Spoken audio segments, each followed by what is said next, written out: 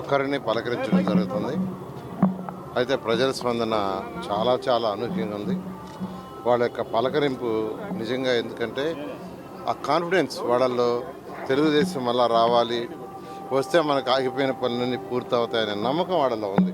ఎందుకంటే 90% పూర్తయిన పనులు ఎన్నో ఉన్నాయి 2014 నుంచి 19 దాకా. అంటే చాలా పనులు పూర్తయినాయి, పార్కులు ఏంటంటే పూర్తయినాయి. అయితే ఫేజ్ 1, ఫేజ్ 2, ఫేజ్ 3 అని పెట్టుకున్నాం. బారా షాహిద్ దర్గా 3 ఫేజ్లు డెవలప్ చేయాలనుకున్నాం. ఒక ఫేజ్ అయింది, ఇంకా 2 ఫేజ్లు ఉన్నాయి.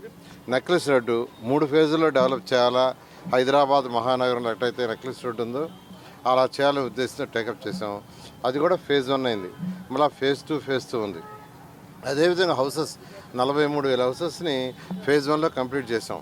ఇంకా ఫేజ్ 2, ఫేజ్ 3 ఇట్లా అనేక కార్యక్రమాలు తెలుగుదేశం ప్రభుత్వంలో ఒక నగరానికి, ఒక మంచి నగరం, ఒక మంచి స్మార్ట్ సిటీ కావాలంటే ఏం కావాలో అవన్నీ 2014 నుంచి 19 దాకా టేకప్ చేసాం. 90% అయినాయి. బ్యాలెన్స్ కొద్దిగా ఉన్నాయి. తెలుగుదేశం వస్తేనే మళ్ళీ ఇవన్నీ అవుతాయనే నమ్మకం ప్రతి ఒక్కరు ఉంది. ఖచ్చితంగా నేను ఎమ్మెల్యేగా నెల్లూరు సిటీ కాన్స్టిట్యూన్సీ కంటెస్ట్ చేస్తున్నాను. వేమిరెడ్డి ప్రభాకర్ రెడ్డి గారు ఎంపీగా కంటెస్ట్ చేస్తున్నారు. నేను అందరికీ వర్ణించేది ఒకటే, ఒక సిటీని డెవలప్ చేసుకోవాలన్నా, ఒక జిల్లాని డెవలప్ చేసుకోవాలన్నా ఖచ్చితంగా రాష్ట్రము, కేంద్రము ఇద్దరి యొక్క సపోర్ట్ అవసరం. కొన్ని ఫండ్స్ కొన్నిటికి 50% సెంట్రల్ ఇస్తుంది, 50% స్టేట్ గవర్నమెంట్ పెడుతుంది. కొన్నిటికి 25% వాళ్ళు పెడతారు, మనం 75% పెడతాం. కొన్నిటికి 40% వాళ్ళు పెడతారు, కొన్నిటికి వచ్చి మనం 60% పెడతాం. కొన్ని 100% మనం పెట్టుకునే ఉంటాయి.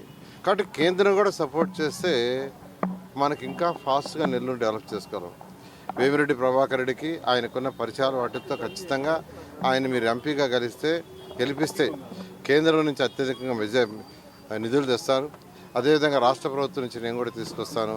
మన నెల్లూరు సిటీని ఒక మంచి నగరంగా, దోమలు లేని ఒక మంచి నగరంగాను, ప్రతి ఒక్కరికి 365 రోజులు శుభ్రమైన నీరుండేటట్టుగా చక్కటి రోడ్డు, అదేవిధంగా పిల్లలు ఆడుకోవడానికి చక్కటి పార్కులు, అదేవిధంగా వ్యాపారస్తులు ఎటువంటి అలజడి లేకుండా మంచి వాతావరణం ఉండేది. వ్యాపారాలు చేసుకోవాలంటే మంచి వాతావరణం ఉండాలి.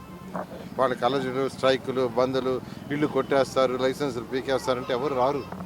కాబట్టి అటువంటి వాతావరణం 2014 నుంచి 19 దాకా ఎలా ఉండిందో అలాంటి వాతావరణం ఇల్లు ఉండేటట్టుగా చేస్తామని తెలియజేస్తూ మీ అందరి అమూల్యమైన ఓటుని తెలుగుదేశం పార్టీకి వచ్చే నెల 13వ తేదీ ఓట్లు వేస్తారు. ఓట్లు వేసిన తర్వాత ప్రజలు డిసైడ్ చేస్తారు. అంటే అభివృద్ధి చేస్తుంటే ఖచ్చితంగా వేస్తారు తెలుగుదేశంకి, లేకుంటే కాబట్టి నేను డిబేట్ చేయాల్సిన అవసరం లేదు. నేను నిజం చెప్తాను. ఎందుకు చేయాలి? కళ్ళ ముందు మీరుండే road end to end road ఎవరు వేశారు? ఇక్కడ అండర్ గ్రౌండ్ ఉంది, ఎవరు వేశారు? సంగం బ్యారేజ్ నుంచి ఎవరు ఆటోలు అందించారు? అసలు నెక్లెస్ రోడ్ అనే ఆలోచన ఎవరికన్నా వచ్చిందా?